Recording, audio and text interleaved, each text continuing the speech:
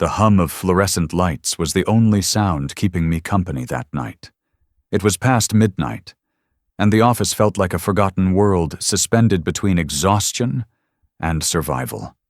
I had been there since morning, trying to balance endless spreadsheets that weren't mine to care about, but paid just enough to keep the lights on at home. The carpet smelled faintly of stale coffee and burnt toner, the kind of scent that sticks to your clothes and follows you like fatigue.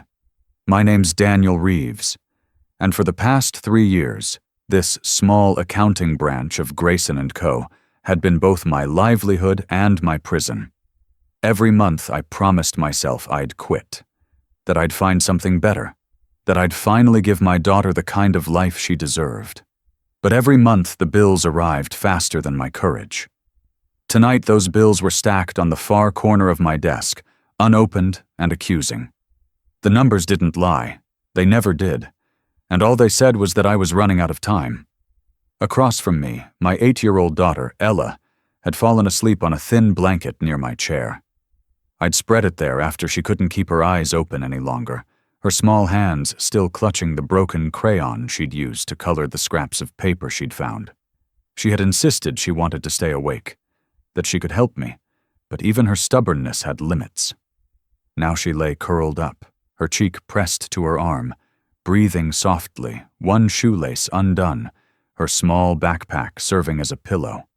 Every few minutes I'd glance at her, and a mix of guilt and gratitude would wash over me so strongly I could hardly breathe. I wasn't supposed to bring her here, of course. The company's handbook made that clear. But I'd already used my last favor at the neighbors, and the sitter had stopped answering my calls after the last bounced check. The thought of leaving Ella alone at home terrified me more than getting fired ever could. So I brought her with me, promising she'd be quiet, promising no one would ever know. It had been safe before. The CEO never visited this floor, not at this hour, not ever. Outside the windows, the city pulsed in silence. Streetlights glowed against fog, and somewhere far below, the steady rhythm of traffic thinned into whispers. I tried to focus on the screen again, eyes straining at numbers that refused to balance, but my mind wandered back to the photograph pinned beside my monitor. A faded picture of Ella on her 5th birthday, frosting smeared on her face, her laughter frozen in time. Back then, life had still carried light, even after her mother passed. Back then, I'd believed hard work could fix everything. Now, it just felt like punishment. The building creaked as the air conditioning shut off. The sudden silence so deep it felt alive. I rubbed my eyes, leaned back, and tried to ignore the tightening in my chest. My shirt was wrinkled, my tie half undone, and the cursor blinked at me like it was mocking my effort. Somewhere down the hall, the elevator dinged. At first, I didn't think much of it. The cleaning crew usually came around this time, though I hadn't seen them tonight. Then I heard it. The heavy, deliberate rhythm of shoes on tile. Not sneakers, not work boots, but polished leather. They echoed with authority, the kind that doesn't belong on this floor past midnight. Every instinct in me tightened. The footsteps drew closer, unhurried yet absolute, and soon a tall shadow stretched across the frosted glass of the corridor. I straightened in my chair, trying to hide the blanket at my feet, praying Ella wouldn't stir. When the door handle turned, my heart skipped once, twice, and then the door opened. He stepped inside like someone stepping into their own silence. The light caught on his suit first, a perfectly cut charcoal gray that looked untouched by the world. His tie was still perfectly knotted, his shirt crisp despite the hour. He carried no briefcase, no phone, just a presence that filled the room like gravity. I had seen him only twice before, both times during company-wide meetings on the top floor, far away from where people like me sat. Henry Grayson, the CEO. For a moment, I thought I was imagining it. Men like him didn't belong here, not in these dim corners where the ceiling hummed and the carpet curled at the edges. He stopped just past the threshold, his eyes scanning the room, then landing squarely on me. "Mr. Grayson," I managed, standing quickly, my voice cracking from nerves. "Sir, I didn't expect—" His gaze moved past me before I could finish. I froze. It fell on the floor behind my desk, on the small shape curled beneath the blanket. For a second, I saw his expression flicker. Confusion, recognition, something else I couldn't name. He took a slow step forward, the sound of his shoes impossibly loud in the quiet. I wanted to speak, to explain, but my throat closed around the words. Ella stirred slightly, murmuring in her sleep, her hand tightening around the crayon still in her grasp. The light from my monitor cast a soft blue glow over her face. I saw the CEO's eyes shift, softer somehow, but unreadable. "I'm sorry, sir," I whispered, breaking the silence, every word heavy with fear. There was no one to watch her. It won't happen again, I promise." He didn't answer. Instead, he stepped closer, slowly, like someone approaching a memory they weren't sure they wanted to see. He looked down at her, his face unreadable, but not cruel. I could see the reflection of her small form in his polished shoes, and something about that image, innocence mirrored in wealth, made my stomach twist. Seconds stretched into minutes. The hum of the fluorescent lights seemed to grow louder, then fade altogether.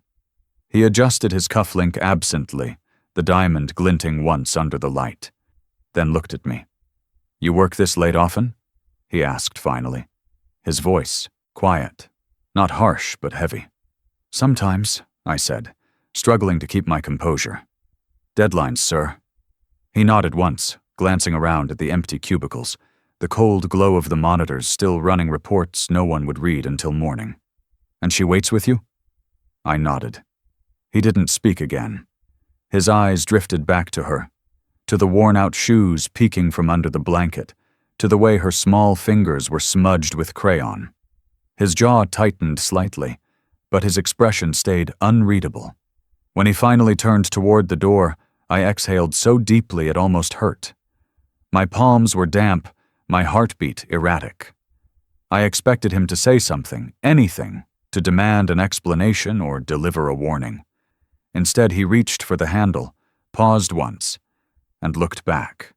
The light caught his face differently this time, and for the first time, I saw something. Some old pain flicker behind the polished control.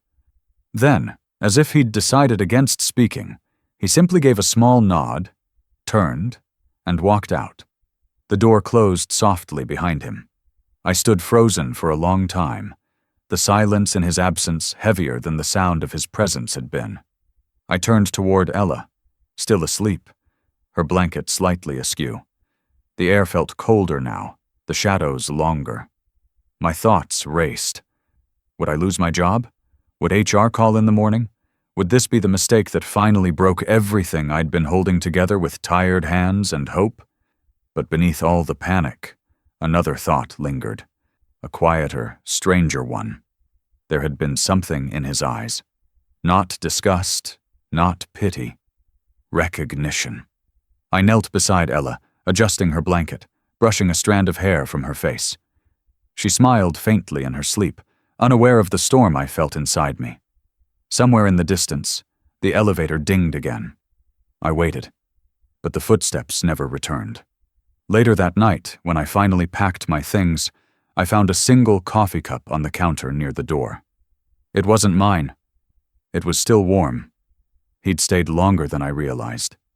I didn't know what it meant then, but that was the night everything began to change. The night a man who lived above the clouds saw what it looked like down here on the floor. He didn't say a word, just stared at her for a long time, then turned and left. Morning crept in through the tall glass windows, with the same dull light that always managed to make everything look tired. I had barely slept a few hours on the living room couch, waking to the sound of Ella humming quietly in the kitchen, unaware that I'd spent half the night staring at the ceiling, replaying what had happened. The image of Henry Grayson standing in that office doorway refused to fade. the silver of his cufflink catching the light, the silence that seemed to hold 1,000 unsaid things. Every time I closed my eyes, I saw his expression again, unreadable and heavy, the kind that belonged to a man who'd seen too much of the world to still be surprised by anything. When I reached the building that morning, the lobby already felt different. There was a kind of hush, an invisible electricity in the air that only existed when rumors had started to grow faster than the truth could catch them. The receptionist barely made eye contact when I signed in. A few desks away, 2 analysts whispered behind their coffee mugs, trying to look busy. By the time I reached my cubicle, the glances had turned into full-blown stares. Someone finally said it. "The boss saw you last night." The words hit harder than I expected, cutting through the hum of printers and the soft click of keyboards. I froze mid-step, pretending not to hear, but the sound of quiet laughter followed me anyway. Everyone in that room had an opinion about what I'd done. Some thought it was reckless, others pitied me, and a few probably enjoyed the idea of watching me fall. I sat down, logged in, and stared at the spreadsheet that had already blurred into nonsense. My hands shook slightly on the keyboard. The silence of the previous night felt safer than this. Shame came in waves. Sharp, stinging reminders that I'd broken rules meant to separate men like me from the world above us. Every tick of the wall clock sounded like a countdown to the moment I'd be called into HR. I imagined the conversation already. The forced sympathy, the polite firing, the box of belongings escorted to the elevator. The image made my stomach twist. I wasn't just fighting for a paycheck. I was fighting for rent, food, and the small corner of stability that kept Ella from realizing how close we lived to losing it all. Across the office, people began to lower their voices whenever I walked past. I caught fragments. "Poor guy. Probably done. Grayson doesn't forgive things like that." They all knew his reputation. Everyone did. Henry Grayson wasn't just a CEO. He was a myth, a legend of precision and control. The kind of man who built an empire from dust and expected perfection from anyone lucky enough to orbit his world. He didn't shout. He didn't need to. One look from him could undo a career. Rumor said he'd built the company from a failing family business after losing everything in his 20s. Another said he hadn't taken a vacation in 15 years. Some claimed he had no family, that he lived in a penthouse full of books and silence. Whatever the truth was, the result was the same. He was a man no one wanted to disappoint, let alone embarrass. And I had done both in one night. I kept seeing the moment replayed in my mind, his eyes shifting from me to Ella, the stillness in the air. What had he thought? That I was pathetic, irresponsible? Did he see a man failing at fatherhood, or just another employee too desperate to quit? I imagined him walking back to his car, disgusted by the sight of a child sleeping on an office floor, shaking his head as he made a note to address the issue. Every time I tried to push the thought away, guilt clawed back stronger. I told myself I'd done what any father would have, but even that felt hollow. Maybe I should have tried harder, worked 2 jobs, done something, anything, to make sure she never had to fall asleep under those flickering lights. Around 9, I got a message from home. Ella had drawn something before leaving for school. My neighbor, Mrs. Patterson, had texted me a photo. It was a crayon drawing of the office from last night. My desk, the computer, her blanket, and a tall man drawn in gray with a sad smile. She'd labeled it, "The Man Who Looked Like a Statue." Something about that image broke me a little. Kids had a way of seeing truth without judgment. She hadn't drawn him as scary. She'd drawn him as lonely. By mid-morning, my nerves were unraveling. Every phone ring made me jump.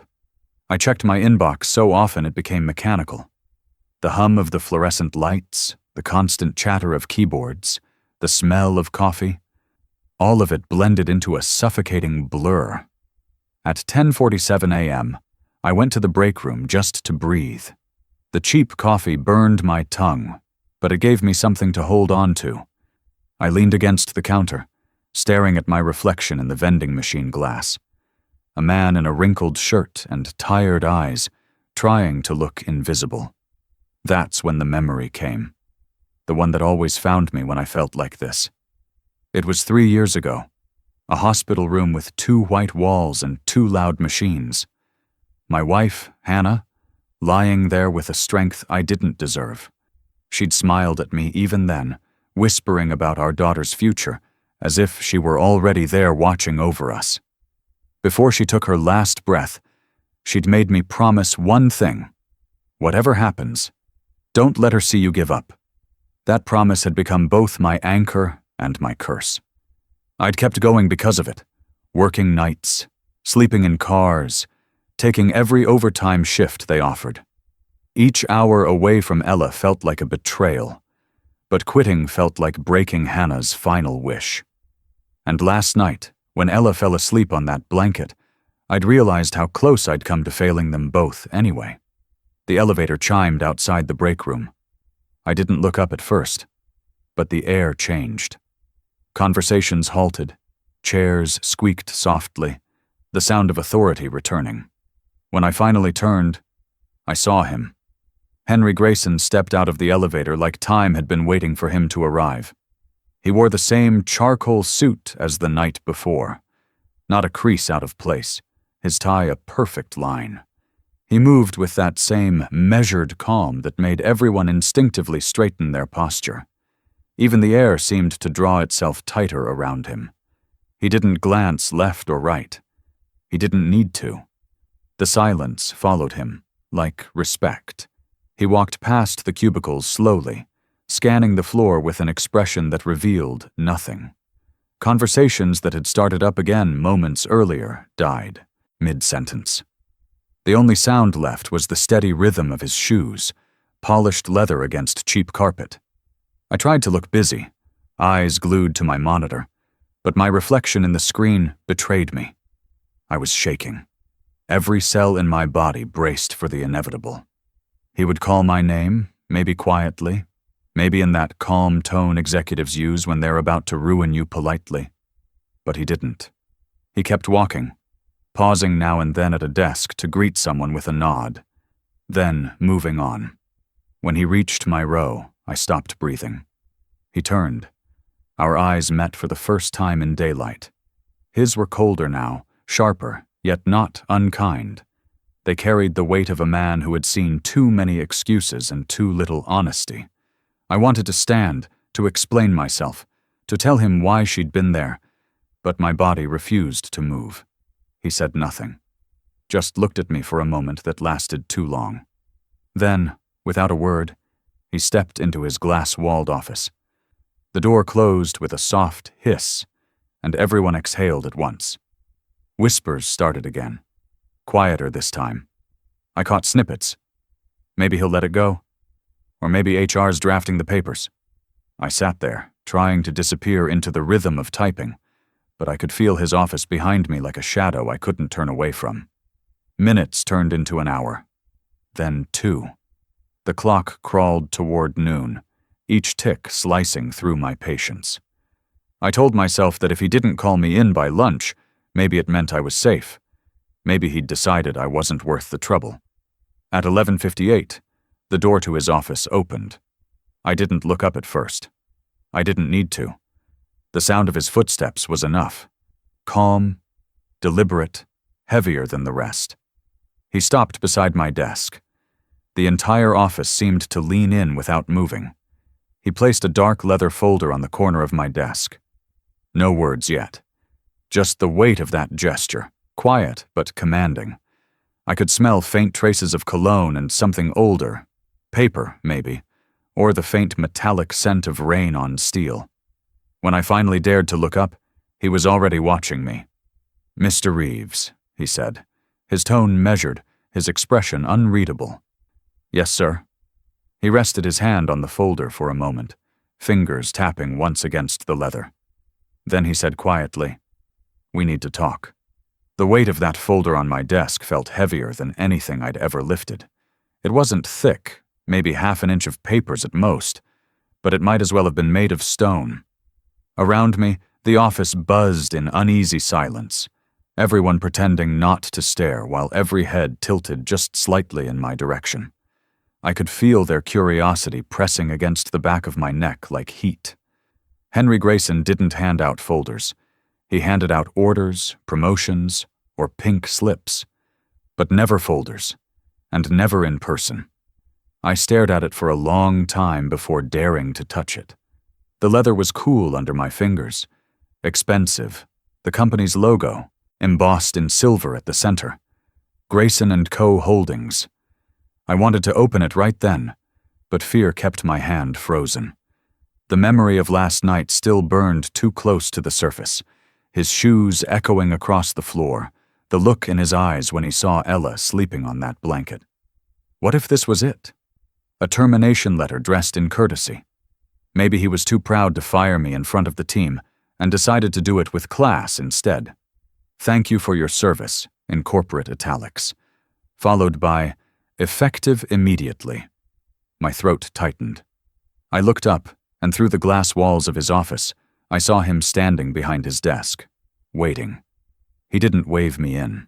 He didn't have to. His eyes did all the calling. I swallowed hard, straightened my collar, and walked toward the door. The sound of my footsteps on the carpet felt impossibly loud. My reflection appeared and disappeared in the glass panels as I approached. And for a brief second, I caught sight of myself beside him. Me in my worn-out blue button-down and scuffed shoes. Him in that flawless charcoal suit. It felt like walking into a different world, one built on silence and money. When I stepped inside, he gestured to the chair opposite his desk. Sit. The word wasn't harsh, but it left no room for refusal. I sat. For a moment, neither of us spoke. The room smelled faintly of cedar and paper, like a library no one was allowed to touch. Sunlight poured through the tall windows, glinting off framed certificates and glass awards that lined the walls, symbols of success so clean they almost mocked the exhaustion sitting in front of them. His desk, a slab of dark walnut, gleamed like it had been polished that morning. My reflection looked small in its surface. The folder sat between us, still closed. He studied me for a long time, hands clasped loosely, elbows resting on the edge of his desk. There was no anger in his face, only that same quiet calculation I'd seen the night before. You've been with the company. How long? He asked finally. 5 years, I said. Almost 6, sir. Accounting division. Yes. He nodded slowly, like he already knew the answers, and was measuring something else entirely.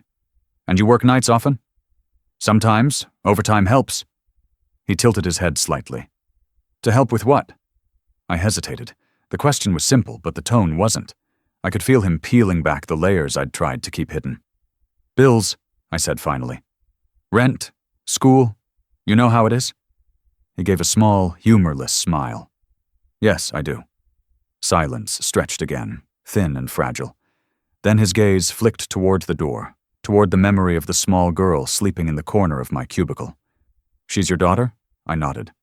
Ella. She's what, 8? 8.5. There was a faint softening around his eyes then, barely noticeable but real. She reminds me of someone, he said, quietly. I waited, unsure if I was supposed to respond. He looked past me for a moment, as though seeing something far away. When I was about her age, he said, I used to sleep under my father's desk while he worked at a factory. He didn't have a sitter either. Some nights he'd sneak me into the office just before the night manager arrived. If we were caught, he'd lose his job. But he never left me home alone. I blinked, unsure if I'd heard him right. Henry Grayson, billionaire CEO, Forbes cover icon. Sleeping under a desk? He noticed my surprise and gave a faint, wry smile. Hard to imagine, I know. People assume I was born into this suit. He leaned back, his voice lower now, almost confessional. I wasn't. I grew up in a one-bedroom apartment above a liquor store in Detroit. My father fixed machines until his hands bled, and my mother cleaned offices like this one. I built all of this. He gestured around the room, so I'd never have to see those nights again. He paused, eyes dropping briefly to the folder between us. But last night, I did. The words hit me like a blow. I wanted to explain, to apologize, but he raised a hand before I could speak. Don't, he said softly. You don't owe me an explanation. I just couldn't stop thinking about it. The way she was sleeping, the way you looked at her. It's been a long time since I've seen something that... honest. I didn't know what to say. Gratitude, embarrassment, and fear tangled in my throat until all I could manage was a quiet, "Thank you, sir." He nodded, then stood and walked to the window. The skyline stretched out behind him, towers glittering in the distance. Do you know the difference between us, Mr. Reeves? I swallowed hard. A few $1,000,000? He almost laughed, a sound so rare it startled me. That too, he said. But the real difference is that when I was in your position, no one ever helped me. No one even looked twice. The world rewards survival, not sincerity. He turned back toward me, eyes sharper now. You didn't ask for sympathy last night. You were doing what you had to do. I can respect that. He returned to his desk, slid the folder toward me, and rested his hand on it for a moment. These are for you. I stared at it again, my pulse quickening. Sir, I don't understand. Open it, he said. My hands trembled as I lifted the cover. Inside were several sheets of paper, neatly clipped, each stamped with the company's logo. My name was printed at the top of the first page, followed by lines of text I couldn't make sense of through the rush of adrenaline flooding my brain. I skimmed words like application, program, approved funds, but none of it connected until I reached the header on the second page. He watched me silently as my eyes moved down the lines. My mouth went dry. Sir, what is this? He folded his hands. A chance, he said simply, for both of you. I looked back at the papers, trying to make sense of them. The first was an application form from the company's philanthropic division, something I'd barely known existed. The next few were supporting documents, typed and signed. Everything was already filled out except for my signature. This is a mistake, I said. I can't accept... It's not charity, he interrupted, his tone firm. It's recognition. Recognition? He nodded. You've worked here 6 years without missing a deadline. You take overtime when no one else does. You've carried more than this job was ever supposed to ask of you. That deserves something. I didn't know what to do with his words. They didn't sound like the stories people told about him. This wasn't the ruthless tycoon or the cold executive. This was a man remembering what it felt like to have nothing. He leaned forward slightly, voice lowering. I can't go back and change where I came from, but I can make sure someone like you doesn't get buried by the same walls that almost buried me. For a long time, all I could do was stare at him. The weight of the moment pressed down on me until the room seemed to tilt. I thought of Ella's drawings taped to our fridge, of the nights she'd asked if I was tired, of the promise I'd made to her mother. My throat tightened. I don't know what to say, I managed. Say yes, he replied. The air between us hung still, thick with something that felt like hope and fear fighting for space. Outside, the sound of rain began tapping softly against the glass, the rhythm slow and deliberate, like time catching its breath. He stood, adjusting his cuffs again, the motion precise, practiced. You'll need to sign by tomorrow. My assistant will process it. What exactly am I signing? I asked, glancing down again. He hesitated just long enough for tension to return. You'll see? He turned toward the window, his back to me now. And, Mr. Reeves, tell your daughter she shouldn't stop drawing. She sees things most people miss. My chest tightened again. You saw her sketch?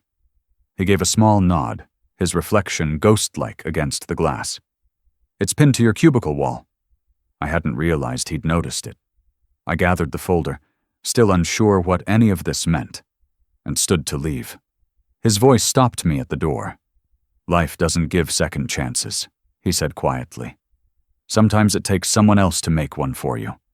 I turned, but he was already looking back out at the skyline, the city lights flickering in his reflection. When I reached my desk, the entire floor had gone silent again.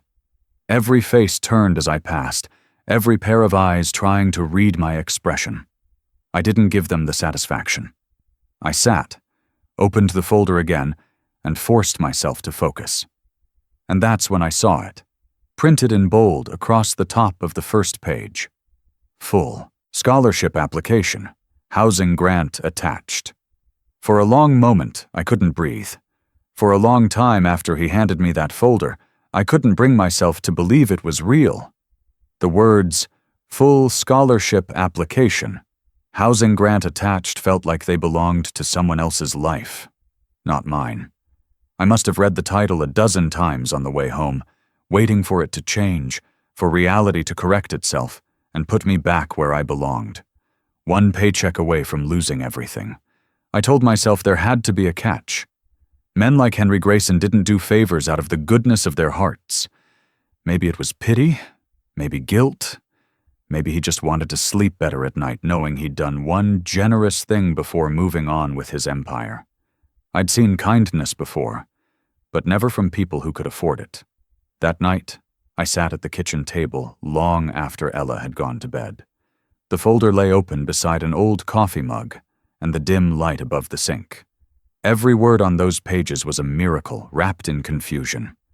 Tuition coverage for Ella, a small relocation allowance for safer housing, an employee grant for outstanding service. I tried to imagine how many layers of signatures it took to make something like this happen, and the same thought kept circling in my mind. Why me? I wanted to be grateful. God, I wanted to. But gratitude comes easy when you don't have to doubt it. For me, it came tangled with suspicion. What did he expect in return? Loyalty? Silence? A favor someday down the road? I'd lived long enough to know that help from the powerful often came with strings invisible at first glance. The next morning, I stood outside his office door for a full minute before knocking. My reflection stared back at me from the glass.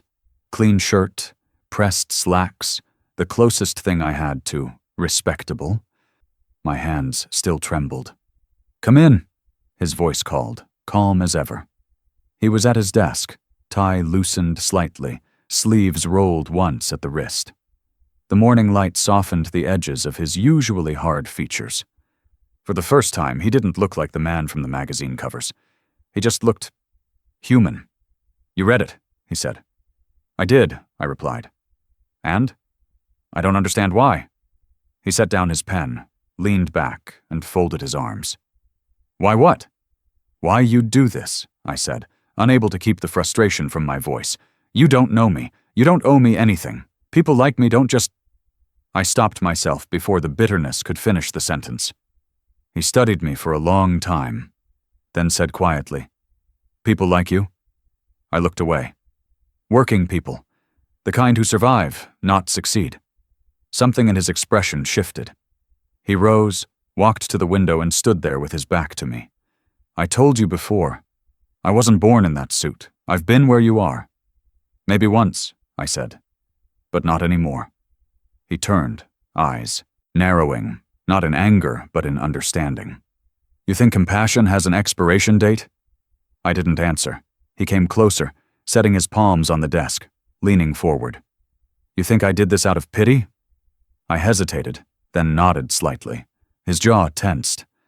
"I don't pity you, Mr. Reeves. I respect you." The words hit harder than anger would have. Respect wasn't something I was used to hearing from men like him. I wanted to believe him, but part of me couldn't. Pride is a strange thing. It makes you reject the very lifeline you've been praying for. "I don't want charity," I said quietly. "It's not charity," he replied. "It's balance." I frowned. "Balance?" He nodded, eyes distant for a moment. "Sometimes we spend years trying to forget the things we lost, and sometimes life reminds us by putting them right in front of us again." The meaning in his voice lingered long after the words. I didn't understand it then, but I felt it. That weight behind his calm, the ache behind his precision. He straightened, adjusting his cuffs again out of habit. "Sign the papers, Mr. Reeves. It's for her, not you." That ended the conversation. I signed them that afternoon. Over the next week, everything began to shift. HR processed the paperwork faster than I thought possible. My supervisor congratulated me with a nervous smile, as if he didn't quite know why. Ella's enrollment at a private school was arranged almost overnight, along with a housing relocation notice that promised a safe neighborhood and a modest allowance. It felt like stepping into someone else's story, one where things actually went right. But gratitude still fought with pride every step of the way. I kept waiting for the other shoe to drop, for the fine print, for someone to tell me there'd been a mistake. Then one afternoon, I brought Ella with me to the office. She wanted to thank him herself. I tried to tell her he was too busy, but she insisted in that way only children can. When we arrived, his assistant smiled faintly, like she already knew. "He's expecting you," she said. We stepped inside his office, and for once the atmosphere didn't feel intimidating. Henry Grayson was by the window again, sleeves rolled, a soft jazz tune playing quietly from a speaker on his desk. He turned when he heard the door and smiled. Not the practiced kind, but a real, almost hesitant one. "Good afternoon, Ella," he said. "I'm glad you came." She stepped forward shyly, clutching a small drawing in her hands. "I made this for you," she said. He took it carefully, like it was something fragile. It was a crayon sketch of the city skyline, with a tiny airplane drawn high above. "You remembered the windows," he said, studying it. She nodded. "You looked sad last time. I wanted to draw you the sky." For a second, he didn't speak. His hand tightened slightly on the paper, and something unreadable flickered. Across his face, grief, maybe? Or memory. "That's very kind of you," he said softly. Ella looked up at him, curious. "Do you have kids?" I tensed. It was the kind of innocent question that cuts deeper than adults realize. His answer came after a long pause. "I did," he said quietly. "A long time ago?" The room went still. Even Ella seemed to sense the shift. "What was her name?" she asked. He looked at her, and for the first time since I'd met him, the calm cracked. His eyes glistened, just faintly, and when he spoke, his voice carried the sound of something breaking open after being sealed too long. "Lydia," he whispered. Her name was Lydia. And when he said her name, the name of his daughter, my world stopped. For a long time after that afternoon, I couldn't shake the sound of his voice when he said her name. Lydia. It was the same name that I whispered every night before turning out the lights. The name I'd written 100 times on school forms and doctor's notes. The name that belonged to my world, my daughter, and somehow, impossibly, to his loss. It felt like fate was playing tricks on me. In the quiet moments, when the office lights dimmed and the sound of printers softened into background hum, that name echoed in my mind like a memory that didn't belong to me. Lydia, both his and mine. One alive, one gone. The next few days passed in a strange, heavy calm. Mr. Grayson, Henry, as his assistant sometimes called him, spoke to me less, but his presence lingered everywhere. When I caught glimpses of him in the hallway, there was something different in the way he moved now. His posture was still precise, his words still measured, but a softness had crept into the edges. He no longer felt like a man made of glass and steel. He felt like someone remembering how to be human. Once, I passed his office and saw him holding Ella's drawing, the one of the skyline and the little plane. He was staring at it, not reading, not analyzing, just looking. His thumb brushed the edge of the paper like it was something sacred. When he noticed me in the doorway, he didn't hide it. He just nodded once, quietly, as though to say he understood something that didn't need words. I learned later that Lydia, his Lydia, had died nearly 10 years ago. A car crash. His wife had survived but left soon after. The papers had mentioned it back then. I even remembered the headlines now that I thought about it. Tech visionary's tragedy. Family lost in fatal collision. It had seemed like gossip at the time. Another billionaire's heartbreak turned into public spectacle. I never imagined I'd one day sit across from that man, seeing the grief up close instead of on glossy magazine pages. He never spoke about her again after that afternoon, but his silence carried more truth than any words could have. There were moments, small and fleeting, when the grief showed through. The way his jaw tightened when a child's laughter echoed from the lobby, the way his eyes lingered on family photos in employee cubicles as he walked by. It wasn't pity I saw in him. It was recognition, like two ghosts had found each other in a place built for the living. But not everyone saw it that way. Whispers started again, louder this time. People talked when they didn't understand, and gossip had always been the company's favorite sport. Some said I was manipulating him, that I'd found a way to make him feel sorry for me. Others claimed I'd used Ella to get the scholarship, that the whole late-night scene had been staged. One morning I overheard two co-workers by the break room. "Did you hear he's been in Grayson's office again?" "Yeah, must be nice having a sob story that pays off." They didn't know I was behind them until my coffee cup hit the counter louder than I meant it to. Their laughter stopped. They turned, eyes wide, faces pale. I didn't say a word, I just walked away. But every cruel word stuck. It doesn't take much to reopen old wounds of pride. Later that week, I found out Mr. Grayson had called a department meeting, just a brief one. He spoke calmly, as always, but with an edge no one dared challenge. "Mr. Reeves's daughter is receiving company support under a verified scholarship program," he said. "Anyone who believes compassion is weakness should probably reconsider their employment here." Then he left the room. No one spoke after that. He hadn't done it for recognition, but the gesture hit harder than I expected. Someone had finally stood up for me, not out of obligation, but out of choice. I didn't thank him right away. I didn't know how. Gratitude felt too small for something like that. Still, the connection between us grew in the unspoken spaces, short nods in the hallway, quiet acknowledgments, a mutual understanding that didn't need conversation. I started to realize that behind every version of strength, there's a story of survival, and his had just been hidden under better suits and higher floors. But the world has a way of testing even fragile peace. One Thursday night, the office emptied early after a systems outage. Most people took the chance to leave before the rain started, but I stayed. Ella was with me again. She had homework to finish, and I didn't want her home alone in the storm. The sound of thunder rattled the windows, the rain hitting the glass like 1,000 tiny nails. She sat curled on the same blanket near my desk, pencil in hand, lips pursed in concentration. I worked quietly beside her, pretending not to watch the way her brow furrowed when she was deep in thought. By the time the clock hit 10, the lights on most floors had gone dark. Only the glow from my monitor and the faint city lights through the windows remained. The storm outside rumbled lower now, almost soothing. That's when I heard the elevator ding. It startled me, that sound at this hour. Few people came back this late, especially not him. But when the doors opened down the hall, I saw his reflection in the glass partition before I saw him.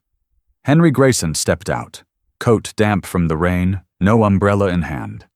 He walked slowly down the hall, not his usual stride. This one was quieter, heavier. When he reached my desk, he didn't say anything.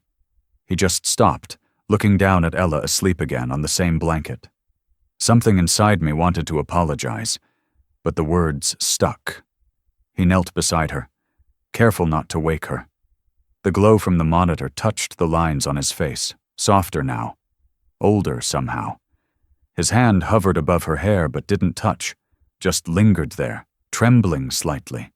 For the first time I saw tears in his eyes, real ones. He stayed there like that for a long moment, a man staring at something he'd once had and lost forever. Then, quietly, a sound escaped him.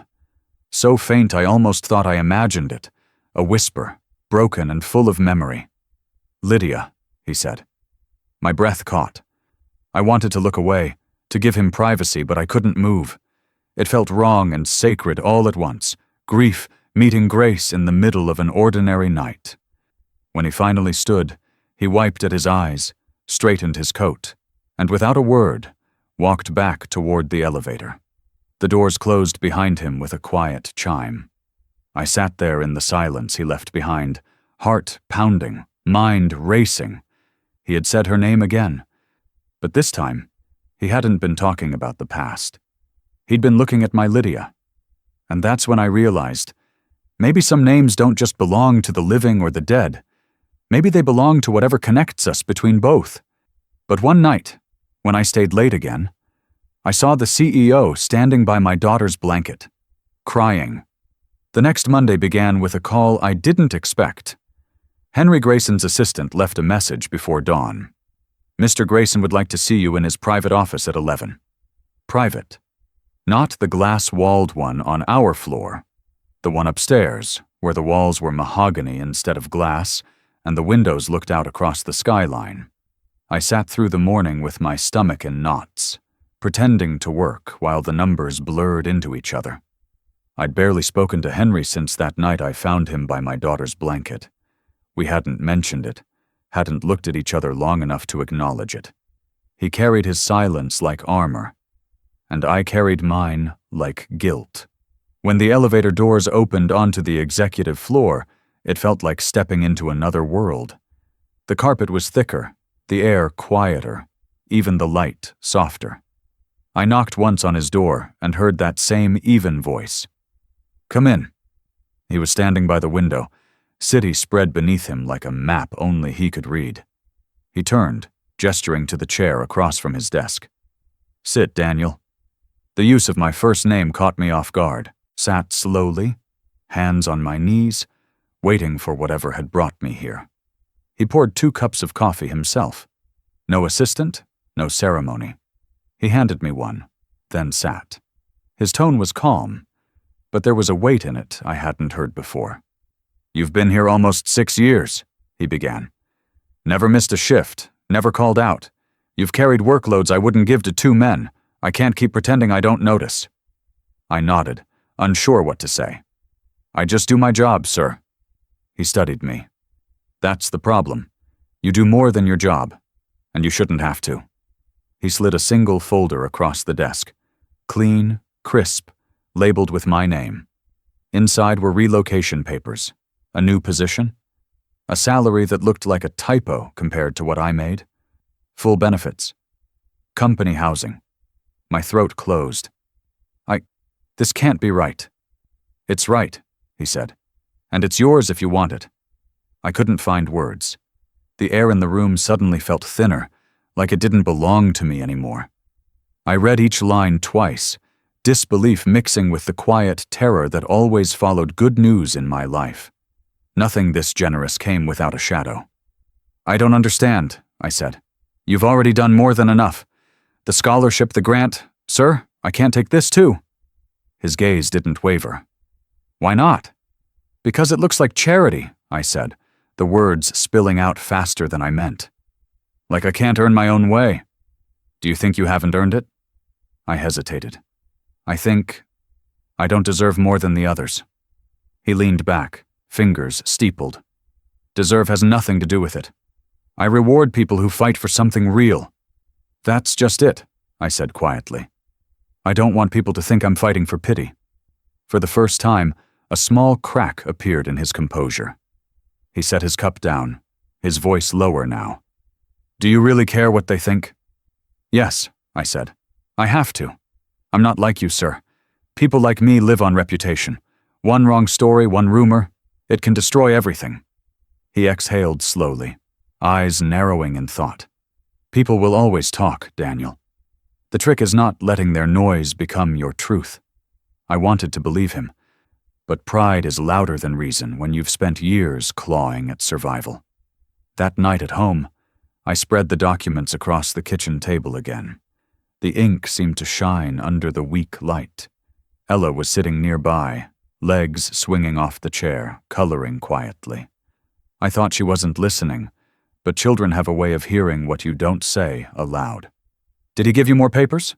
she asked. I looked up. Yeah, something like that. Is it good? I don't know yet. She tilted her head. You always say that when you're scared. I smiled faintly. Maybe I'm just careful.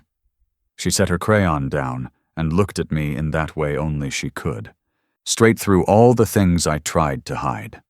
Why don't you trust good people anymore, Dad? Her words froze me in place. I didn't know how to answer.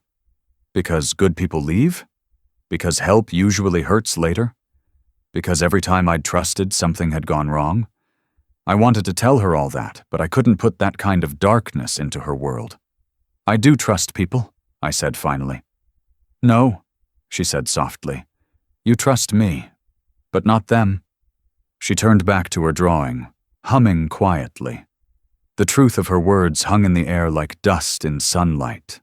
That night, I couldn't sleep. I stared at the ceiling until dawn, hearing her question over and over. When you've spent years fighting alone, accepting kindness feels like surrender. The next morning, I found myself back in Henry's office before I realized I'd decided to go. He was alone, reading something on his tablet. When he looked up, he knew before I spoke. You're here to refuse, he said. I'm sorry, I began, but I can't take the offer. I'm grateful, truly, but it feels wrong. I can't shake the thought that I'm taking something meant for someone else. He stood, walked around his desk, and leaned against it beside me. For a moment, we were two men at the same height, no desk between us. Do you know why I'm offering this to you? He asked. Because you feel sorry for me, I said quietly. He shook his head. Because you remind me of me, before I stopped fighting. I frowned. Stopped fighting? He nodded slowly. After Lydia died, I spent years pretending work could replace life. I buried myself in this building, this company, thinking if I built enough, I'd forget enough. But I didn't forget. I just stopped living.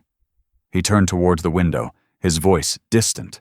I made money because I didn't know what else to make. I thought success was healing. It isn't. It's camouflage. His confession stunned me. The man everyone feared, the one who never cracked, never stumbled, was standing here, confessing failure. He continued, I'm starting a foundation in her name, for single parents, for people who keep going even when they have every reason to stop. I'm putting it in motion this month. The fund you received, the one helping your daughter, it's the first of many. I swallowed hard. Why tell me this? Because I need someone to help build it, he said. Someone who understands what it's for. That's the position I offered you. The world tilted again. You want me to run it? Help run it, he said, smiling faintly. You've lived what this stands for. That's worth more than any degree on this floor. I looked down, the weight of disbelief pressing into my chest. I don't know if I can do that. You can, he said. You just don't think you deserve to. He walked closer then, his voice softer. You think taking help makes you small, but real strength isn't refusing help. It's accepting it and passing it forward. I tried to speak, but emotion caught in my throat. For years I'd been drowning quietly, convincing myself that surviving alone was noble. Now this man, broken in his own way, was reaching across the same distance that separated us. I don't know what to say, I whispered. He smiled, but it didn't reach his eyes. Say yes, that's enough. We stood there in silence, the city's hum muffled by glass. Then, after a long pause, he looked me in the eye, that calm, unshakable gaze finally carrying something raw beneath it, and said quietly, You're the first man I've met who still fights like I should have. The words hit me harder than any offer. They carried grief, admiration, and regret all at once. And I knew, in that moment, everything between us had changed. For a few brief weeks, everything almost felt normal again. Ella was enrolled in her new school. The scholarship and relocation paperwork had gone through without a hitch. Each morning she left for class, humming softly, her backpack too big for her shoulders, and every evening she'd run into my arms with stories about art projects and new friends. For the first time in years, I felt something that almost resembled peace. But peace, I've learned, never lasts long in places built on envy. The whispers started quietly. At first, I pretended not to notice. Small murmurs by the printer, a conversation that stopped the moment I entered the room. It wasn't hard to guess what they were saying. Everyone had seen the new position, the better pay, the way the CEO spoke to me with an unfamiliar warmth. To them, I wasn't a man given an opportunity. I was the man who had somehow stolen it. By the end of that week, the whispers had turned into open speculation. He's got something on the boss. Must be nice to play the sympathy card. You bring your kid to work one time, and suddenly you're management. I heard it all, sometimes directly, sometimes in the echoes that followed me down the hall. There's nothing more isolating than gratitude you're ashamed to feel. Every kindness Mr. Grayson showed me became another reason for them to hate me. Then HR called. The email came mid-morning. Mr. Reeves, please report to Conference Room B at 10 a.m. for a brief discussion regarding recent departmental concerns. My stomach turned cold. I knew what it meant before I walked through the door. The HR representative sat at the far end of the long glass table, flanked by 2 board members who didn't bother to hide their disapproval. Mr. Grayson wasn't there. Daniel, the representative began, her tone professional but sharp. There have been some questions raised about recent internal promotions and funding approvals associated with your name. Questions. That's what they called them. She slid a folder across the table. Another folder, another weight. Inside were printed emails, financial memos, the foundation proposal. Some employees, she continued, feel these arrangements reflect potential favoritism from senior leadership. We're simply verifying compliance with company policy. I wanted to laugh, but anger kept it trapped in my chest. So you're investigating kindness now? I asked. We're ensuring fairness, she replied. Fairness. That word had always been flexible. It bent toward whoever held power. I signed the statement they gave me, confirming the legitimacy of my promotion, but I could already see the outcome forming behind their polite expressions. This wasn't about paperwork. It was about perception. When I left the conference room, the office felt colder than usual. People avoided eye contact, pretending to type, pretending not to care. That was the thing about whispers. Once they started, they didn't need proof to survive. That evening, when I picked Ella up from school, she was quiet. Too quiet. Everything okay, kiddo? I asked as we walked to the car. She hesitated. Dad, do people hate it when someone helps you? I stopped walking. Why do you ask that? Some people at your work said you didn't deserve what you got. They said the nice man only did it because he felt bad for us. I felt something deep inside me twist. You heard that where? I was coloring in the break room when you were in that meeting. They didn't know I was listening. I crouched beside her, looking into her worried eyes. People say mean things when they don't understand the truth, sweetheart. Sometimes kindness scares people more than cruelty does. She frowned. That doesn't make sense? I smiled sadly. Neither does the world sometimes. But her question stayed with me all night. Is kindness dangerous? It shouldn't have been. Yet somehow it was. The next morning when I arrived at work, the atmosphere had changed again. The hum of routine was gone, replaced by something sharp and tense. Conversations cut short as soon as I entered a room. Emails stopped including my name. My ID badge glitched at the elevator. It was as if the company had already started erasing me, one access point at a time. Around noon, I saw Mr. Grayson walking through the hallway, flanked by 2 board members. His face was calm, but his eyes gave him away. There was anger there, the quiet, restrained kind that simmers below control. When he saw me, he paused for half a second, then continued walking. The nod he gave me was small, but full of something unspoken. Later, his assistant slipped me a note folded so tight it could fit in a closed fist. It said only 3 words. He defended you. I didn't know what that meant exactly, but I knew the cost. That afternoon, I learned he had called an emergency board meeting. No one knew the details, but word spread that he'd stood in front of them and taken full, responsibility for every decision tied to the foundation, the grants, and me. He said the company needed more humanity, one employee whispered later. That leadership without compassion wasn't leadership at all. It was the kind of speech people remembered but rarely applauded. Compassion doesn't sit well in rooms built for profit. The following hours crawled by. Every time the elevator dinged, I felt my heart jump. The office was a tension field. Conversations quieted at random. Glances darted toward the executive wing. It was as if everyone sensed a shift was coming. Then, at 3:17 p.m., it happened. From my desk, I saw movement through the glass. 2 security officers in black suits walking side by side down the corridor. The chatter died instantly. They stopped outside Henry Grayson's office. The door opened slowly. He emerged, expression calm, suit immaculate as ever. No one said a word. He glanced once around the room, eyes meeting mine briefly. Steady, fearless. He didn't resist, didn't argue. He handed his access badge to one of the guards and said something I couldn't hear.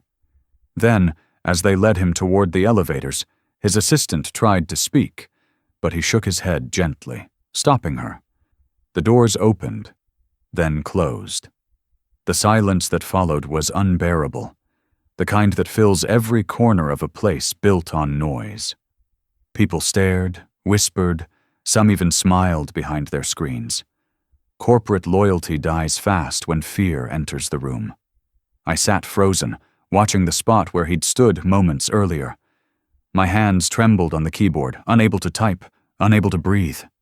In one afternoon, the man who'd taught me that kindness could still exist in this world had been punished for proving it. And when I glanced toward the empty hallway, the words from his last note echoed in my mind. He defended you. I never imagined what that defense would cost him. That afternoon, he was escorted out of the building by security.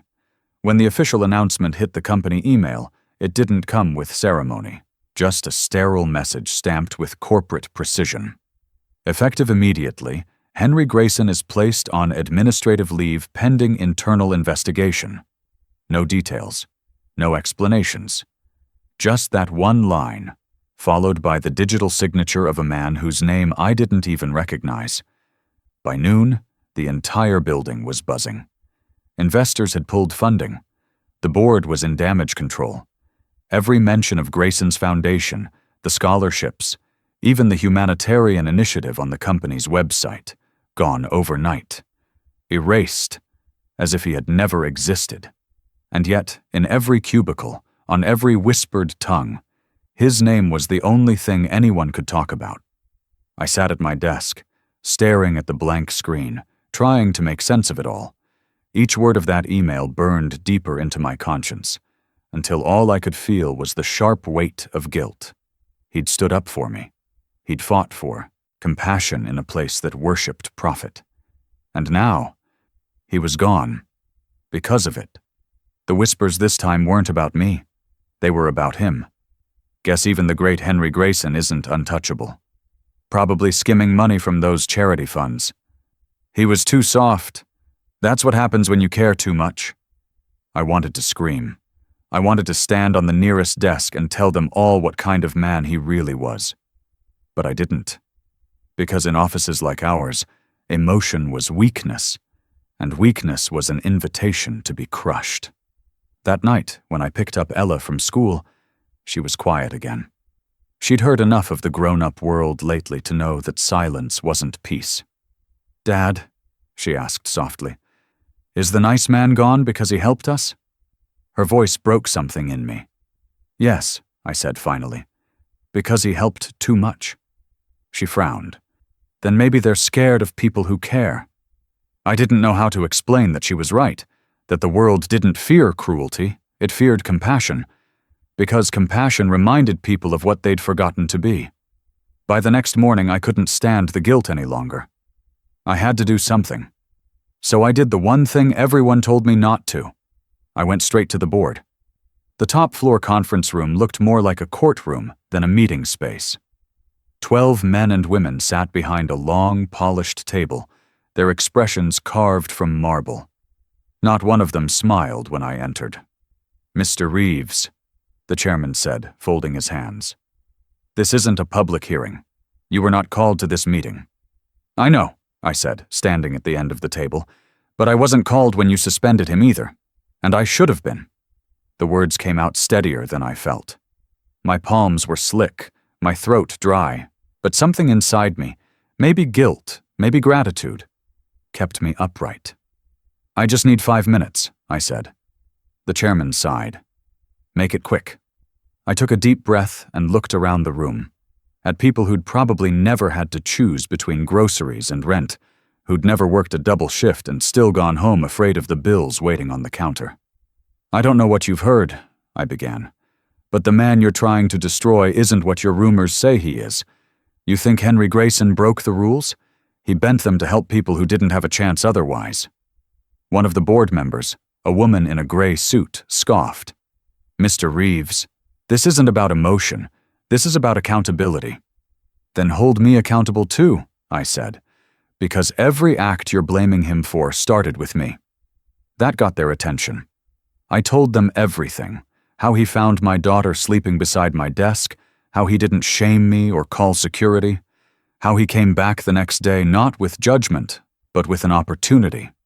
I told them about the scholarship, the grant, the foundation. I spoke until my voice cracked, until my hands shook, until even the ones trying not to care had to look at me. "He didn't give me money," I said, my voice breaking. "He gave me a chance, the kind of chance most men like me never get. He saw a tired man and a little girl and decided that maybe the world didn't have to be as cold as everyone believed. And if that's his crime, then he's guilty of being human." The room was silent. The chairman adjusted his glasses. "Mr. Reeves, your loyalty is admirable, but sentiment doesn't change policy. The company must protect its reputation." I stepped closer. "Reputation means nothing if you lose your soul protecting it." That line hung in the air like a challenge. For a long moment, no one spoke. Some avoided my eyes. Others stared like they were trying to decide whether I was brave or just reckless. Finally, the woman in gray leaned forward. "Even if what you say is true, the investigation will continue. His actions jeopardized this company's stability." "Maybe it's not the company that's unstable," I said quietly. Her mouth tightened, but she didn't answer. I gathered the papers I'd brought, copies of scholarship receipts, foundation drafts, donation forms. I laid them one by one across the table, evidence of a man trying to do good in a place that rewarded greed. "Everything he did was transparent," I said. "Every dollar accounted for. You're not punishing him for corruption, you're punishing him for compassion." The chairman's voice softened slightly. "You've made your point, Mr. Reeves." But I wasn't done. "Have I?" I said. "Because you can erase his name from the website, you can lock him out of his office, but you can't erase what he changed in people like me. And someday, when your children ask what kind of world you built, I hope you tell them the truth, that you buried a good man because it made you uncomfortable to admit you needed one." The words came out sharper than I intended, but I didn't regret them. Silence again. Heavy. Unmovable. I gathered my papers and turned to leave. I'd said everything I could say. Maybe it wouldn't change anything, but at least I'd spoken it. And then, just as my hand touched the door handle, I heard the sound. That low, steady voice I hadn't heard in days. "Mr. Reeves!" I froze. Slowly, I turned. The door on the far side of the room had opened, and there he was. Henry Grayson, calm, composed, a faint bruise of exhaustion under his eyes, but standing tall. He looked every bit the man they'd tried to bury and failed. No security guards this time, no escort, just him. The board members straightened in their seats, whispering in confusion. But all I could do was stare. He smiled faintly, meeting my eyes. "You didn't have to fight for me," he said. I swallowed hard. "You fought first." But as I finished speaking, the door opened, and he walked back in. They brought him back quietly. No announcement this time. No polished press release or congratulatory memo flooding our inboxes. One morning, his nameplate simply reappeared on the glass outside his office. Henry Grayson, Chief Executive Officer. No one dared say a word, not even the ones who'd whispered loudest during his suspension. The building that once hummed with gossip now pulsed with guilt. Every passing glance carried an apology no one had the courage to speak. I didn't see him for the first few days. I told myself it was because he was busy, but the truth was I was scared. Scared of what he'd lost. Scared of what I'd forced him to endure. And beneath all of that, a quiet fear that maybe the man who'd walked back into that boardroom wasn't the same one who had walked out weeks before. When he finally called me into his office, I almost didn't recognize him. The man who'd once filled the room with quiet authority now seemed smaller, paler, his movements slower. The sharp energy that always crackled in his presence had dimmed into something softer, something finite. He stood by the window, hands clasped behind his back, looking out over the city like he was memorizing it. "Close the door, Daniel," he said, his voice calm but faint. I did. The sound of the latch clicking felt too loud in the silence that followed. He turned and smiled, the same half-smile that used to disarm boardrooms and reporters alike, only now it carried exhaustion instead of confidence. "You spoke well the other day," he said. "Better than I ever could have." "I just told them the truth," I said. "Truth," he echoed softly, almost to himself. "Funny thing about that, it's heavier than lies, but people still pretend it's lighter." He gestured for me to sit. His desk, usually immaculate, was cluttered with papers, medical forms, and pill bottles half hidden behind his monitor. I tried not to look, but he saw my eyes catch the labels anyway. He smiled faintly. "Don't bother pretending. The rumors will get to you eventually." "What rumors?" He leaned back in his chair, exhaling slowly. "The ones about my health. I've been sick longer than I've let on. Pancreatic." He said it so simply, as if naming it could strip it of power. "The doctors told me 6 months a year ago. Guess I've always been stubborn." My stomach turned cold. You're dying?" He nodded. "We all are, Daniel. Some of us just get the memo earlier." I couldn't find words. I'd seen this man command entire markets with a single phone call.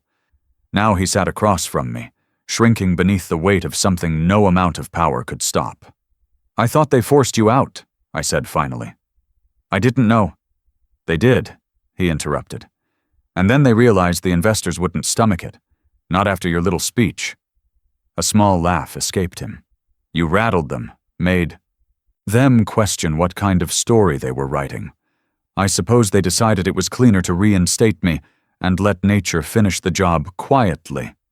His words hit like stones. I wanted to protest, to tell him that wasn't fair, that he deserved better, but he raised a hand to stop me. "I'm not angry," he said. "Honestly, I'm relieved. I spent my whole life chasing control, over people, over fate, over time. But the last few months have shown me something different. Maybe peace isn't found in control. Maybe it's found in letting go." He leaned forward then, resting his elbows on the desk. "You think I helped you out of redemption. But I didn't. I helped you because it made me feel human again. After all the money, all the deals, all the empty victories, I needed to do one thing that didn't serve me." I felt my throat tighten. "You did more than one thing." He shook his head gently. "No, just one. I gave someone hope. And that's more than most men get to say before they're gone." We sat in silence for a long time. The ticking of his wall clock filled the air between us. Then, softly, he said, "Do you ever think about what people will remember you for, Daniel?" "Every day," I admitted. "I just hope it's not the mistakes." He smiled sadly. "It always is. But if you're lucky, the right people see past them." A knock at the door broke the quiet. His assistant peeked in. "Sir, she's here." He nodded. "Send her in." Ella stepped into the room, clutching something in her hands, a folded piece of bright construction paper decorated with marker hearts and messy handwriting. She froze when she saw me, then looked up at him with shy awe. "Hi, Mr. Grayson." His entire face softened. "Hello, Ella. You came to see me?" She nodded, holding out the paper. "It's for you." He took it delicately, unfolding it with trembling hands. The front read, in uneven letters, "Thank you for giving my dad hope." He stared at it for a long moment, his eyes glistening behind tired lids. "You made this yourself?" She nodded proudly. "I wanted to make you smile." He did. A real smile this time, not the practiced one for cameras or investors. It was small, human, and fragile. He looked from her to me and back again. "You've done more than that, sweetheart." He stood slowly, moved around the desk, and crouched so he could meet her eyes. His voice wavered slightly. "You remind me of someone," he said. "Your daughter?" Ella asked softly. He blinked, caught off guard. "You remember her name?" "You told my dad once. Lydia." He nodded, emotion rippling across his face like light through glass. "That's right. Lydia." She smiled, proud of remembering, but when she did, his expression changed. Something deep and far away flickered behind his eyes. A memory, maybe. Or the echo of one. He reached out, brushed a strand of hair from her face, and whispered, "She used to draw cards like this, too." The silence that followed felt sacred. Finally, he straightened, folding the paper carefully and tucking it into his jacket pocket. "Thank you, Ella," he said softly. "This means more than you know." She grinned, oblivious to the weight of the moment, and skipped toward the door. "Bye, Mr. Grayson." He watched her leave, his eyes lingering until she disappeared around the corner. Then he sat back down, breathing slowly. "Do you ever think," he murmured, "that maybe people cross our paths not by accident, but by necessity?" I nodded. "I do now." He smiled faintly. "Good. Then maybe I can rest." I frowned. "Don't talk like that."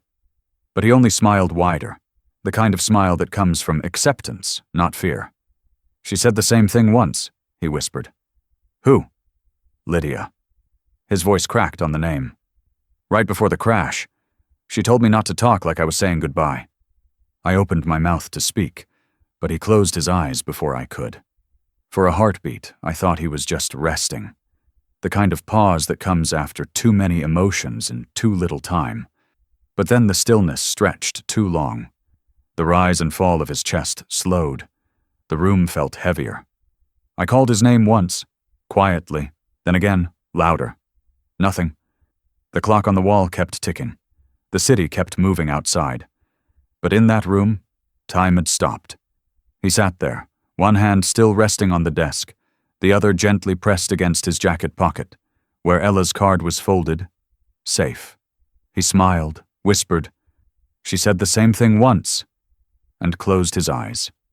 The day after Henry Grayson's passing, the office felt like a mausoleum dressed in glass and silence. His name was already gone from the company website, his portrait quietly removed from the lobby wall, as if grief could be managed by deleting its traces. The world moved quickly when it came to forgetting men who didn't fit their mold. But for me, forgetting wasn't possible. Not when his voice still lingered in my memory, quiet and steady, reminding me that hope was worth the fight. 3 days later, I got a call from his lawyer. The voice on the other end was polite but distant, trained to deliver news without emotion. "Mr. Reeves," he said, "Mr. Grayson left specific instructions for a personal delivery. I'll be at your address tomorrow morning." When the knock came, it was early, the kind of hour Henry used to favor when he wanted the world to still be quiet enough to think. The lawyer stood in a dark suit, hat in hand, holding a single cream-colored envelope. My name was written across the front in his unmistakable handwriting, firm, deliberate, unhurried. Inside, there were several documents, neatly folded, and a smaller handwritten note on thick stationery that smelled faintly of cedar, the same scent that used to linger in his office. I opened the letter first. The ink was slightly uneven, as if written with an unsteady hand. Daniel, if you're reading this, it means my time finally caught up with me. Don't waste it feeling sorry. I've had enough of the world's sympathy to last 2 lifetimes. What I haven't had enough of is continuity. The idea that something worth building can keep going when the builder is gone. I told you once that you reminded me of the man I was before I forgot who that was. You fought through the noise. You stayed kind when the world tried to make you hard. Don't call what I did for you charity. Call it continuity. Take care of her. Make her see that strength doesn't come from walls, but from open hands. That was the lesson I never learned in time. Henry. I had to stop reading for a moment. The paper blurred through the haze in my eyes. I hadn't cried at the funeral, maybe because it hadn't felt real yet. But there, holding that letter, the loss finally sank its teeth in. The official papers underneath were typed and stamped. Property transfer deeds, scholarship extensions, trust documents. He had ensured Ella's education was fully covered, not just through school, but college. There was even an approval for a modest home under the Foundation's housing program. In my name.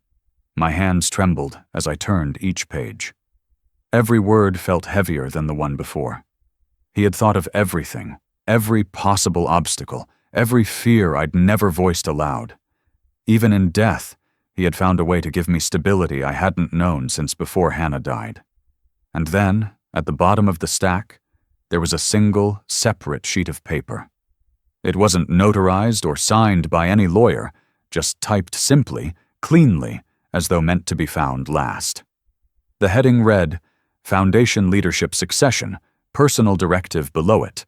One line stopped my breath cold. Primary successor, Daniel Reeves, next of kin. For a moment, I thought it was a mistake. I read it again, tracing the letters with my finger as if touch could change what I saw. Next of kin. Not employee, not beneficiary. Kin. It didn't make sense. I wasn't family, not by blood, not by law. And yet, somehow, in the quiet arithmetic of his final days, he had chosen me, a man who once fell asleep beside overdue bills and fear, to carry forward the part of him that still believed in good. I sat there, the papers spread across the table, the morning light cutting through the blinds in thin golden lines. Ella was in the next room, humming softly, unaware that our world had just shifted again, this time for good. I looked at his handwriting one last time, the words that refused to fade. Don't call it charity, call it continuity. But the second page held something even stranger. My name listed under next of kin. The lawyer's words still echoed in my head days after the meeting. He named you the trustee, Mr. Reeves. The foundation is yours to lead. I had stared at him, speechless, half convinced it was some kind of cruel mistake. A few months earlier, I was another exhausted face behind a cluttered desk, a man who measured life in overdue notices and second-hand hope. Now, somehow, I was holding the future of a man who had once ruled the skyline. The Grayson Continuity Foundation, the documents read. A name that sounded too grand for hands like mine. I didn't know what to do with it at first. The title, the trust, the sheer responsibility of carrying someone else's unfinished story. But then I thought about what Henry had written in his final letter. Don't call it charity. Call it continuity. So that's what I did. I started small. I met with the people he'd once trusted. A few old colleagues, some quiet donors, the accountant who had never been allowed to speak during board meetings. We began rebuilding from what the company had abandoned. Within a year, the foundation was awarding its first round of scholarships to single parents who'd been scraping by just like I had. Mechanics, warehouse clerks, teachers, night shift nurses, people the world overlooked. I still worked with my hands more than I should have. Old habits die hard. Sometimes, while repairing the plumbing in our new building or repainting an office wall, I'd catch myself thinking he would have laughed. The CEO who once ran multi-million-dollar deals, now memorialized by a man who still smelled faintly of oil and coffee. But I also knew that's exactly how he would have wanted it. The local papers called it the legacy of a stranger. They ran a story about how the late Henry Grayson had left everything to a mechanic-turned-accountant he'd met by accident. People loved the irony of it. They called me lucky. They called him eccentric. What they never understood was that it wasn't luck. It was recognition. Two men, both broken in different ways, had seen something familiar in each other. Years began to slip by. Ella grew taller, surer of herself. She thrived in her new school, then in college, her drawings turning into designs, her kindness blooming into quiet leadership. Every milestone she reached felt like another promise fulfilled, his and mine. The foundation grew, too. Every time a new recipient signed their papers, I saw echoes of that night. The thin blanket on the floor, the fluorescent lights, the moment that started it all. And every time, I whispered a silent thank you to the man who'd once taught me that kindness wasn't weakness. It was inheritance. One spring afternoon, nearly 5 years after his death, the company he'd founded reached out. The new board, younger, humbler, perhaps wiser, wanted to make amends. They proposed something simple but profound, renaming the foundation's primary scholarship program after both girls. The Lydia and Ella Initiative, the living and the lost side by side. When they unveiled the plaque, the crowd applauded, but my focus wasn't on the ceremony or the cameras. It was on the sunlight streaming through the glass behind it, the same light that used to fall across his desk, now shining on both of their names together. It felt right, balanced. After the ceremony, Ella squeezed my hand and said, "You think he would have liked it?" I smiled. He would have pretended not to care. But yes, he'd have liked it very much. She grinned, eyes glimmering with the same mix of mischief and empathy she'd had since that first night under the office lights. And for a moment, I could almost hear him again, that calm, measured voice saying, "She sees things most people miss." Life went on. The world changed, as it always does. But some things didn't. Every year, on the anniversary of his death, a white envelope arrived at our door. No return address, no name. Inside, there was always a single slip of paper with a quote, something about faith, hope, or legacy, typed in clean serif font, unsigned. The first one read, "We're remembered not by what we take, but by what we leave behind." The second, "Continuity is just love that refuses to die." The handwriting never appeared, but the message was always clear. Somewhere, somehow, someone was continuing the chain he had started, passing it forward, the way he always said we should. And every year on that day, a white envelope still arrives, unsigned. The morning she left for college, the house felt too quiet. Not empty, just still, the kind of silence that comes after years of laughter have lived in the walls. I sat on the porch with my coffee, watching the sky shift from gray to gold, the light spilling across the same street I'd once struggled to afford. The boxes were already packed in the car. Ella was inside, checking her bag one last time, humming a song I didn't recognize. It was strange, sitting there knowing the world had somehow come full circle. The porch creaked beneath my weight. The air smelled faintly of rain and fresh-cut grass. And for the first time in a long time, I wasn't worrying about what came next. I was just remembering. I remembered the hum of fluorescent lights, the stale smell of burnt coffee, the thin blanket beside my desk and the little girl asleep beneath it, and a man in a perfect suit standing in the doorway, saying nothing, but seeing everything. That night felt like another lifetime now, though sometimes it returned as clearly as if it had happened yesterday. I could still feel the cold sting of fear in my chest, the shame of being caught, the exhaustion that had settled into my bones. I could still see his eyes, sharp, assessing, but not cruel, just curious, just awake. I'd been working myself toward collapse that night, convinced survival meant isolation. And yet, in one unexpected moment, someone had seen through all that noise and given me something I didn't even know I'd lost. Permission to hope again. Ella came out onto the porch, the morning light catching her hair. She wore the same denim jacket she'd insisted on keeping since middle school, the one with the tiny tear in the collar she refused to fix. She looked older, taller, confident in ways I never had the chance to be at her age. "You ready?" she asked, smiling the way her mother used to. I nodded, swallowing the lump in my throat. "I think so." She sat beside me, setting her travel mug on the step. "You're quiet," she said. "You always get quiet when you're proud." I laughed softly. "You think I'm proud?" "I know you are," she said. "You just don't say it much."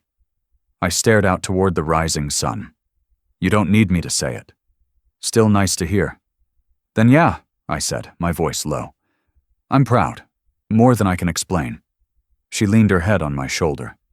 We sat there a while, the silence between us full of things that didn't need to be spoken. After a minute, she said, "Do you ever think about him? Mr. Grayson?" "Every day," I answered. "He's why we're here." She smiled softly. "I still get those white envelopes, you know, the ones with the quotes." I looked at her, surprised. "You never told me." She shrugged. "Didn't think I had to. I figured he meant for me to have them now." My eyes stung, but I nodded. Then he was right. She reached into her bag and pulled out the newest one, still sealed. "It came yesterday. Thought maybe we could open it together before I go." I hesitated, then took it. The paper was the same. Thick, white, elegant, unsigned. I opened it carefully, the way you do with things that matter. Inside was a single line, typed in that same clean serif font. "What we leave in others lasts longer than anything we build for ourselves." Neither of us spoke for a while. The words hung in the morning air like a benediction. Ella finally stood, brushing the dust from her jeans. "I should get going before I start crying," she said, laughing through her nerves. I followed her down the steps, helping her load the last box into the car. When she turned to hug me, she held on a little longer than usual, and in that moment I realized she was stronger than I'd ever been. Not because of me, but because of the people who had helped me keep going when I couldn't. As the car pulled away, the morning light poured across the driveway. I stayed on the porch, watching until she disappeared around the bend. Then I sat back down, the coffee long gone cold, and stared at the envelope still resting in my hand. The years had softened the pain, but the lesson never faded. How a single act of empathy could ripple through generations. How one night in a dim office had rewritten the course of 2 lives. Maybe more. I thought about him then. The man in the suit who had once stood in silence while the rest of the world looked away. He had been a stranger, a figure built of authority and distance. But in that brief moment, he'd been something greater. A witness to what was still good in the world. The wind shifted, carrying the faint echo of her laughter from somewhere down the road. And I smiled, because I finally understood what he had meant all those years ago. Continuity wasn't about wealth or legacy. It was about keeping the chain of kindness unbroken, passing light through the dark, one act at a time. I looked toward the horizon, where the morning was stretching itself wide across the sky, and whispered the truth I had waited a lifetime to say. He saw a child sleeping on the floor, and somehow he woke us both up. If this story touched you, don't just scroll away. Hit that subscribe button and stay for more stories that remind us what humanity still looks like.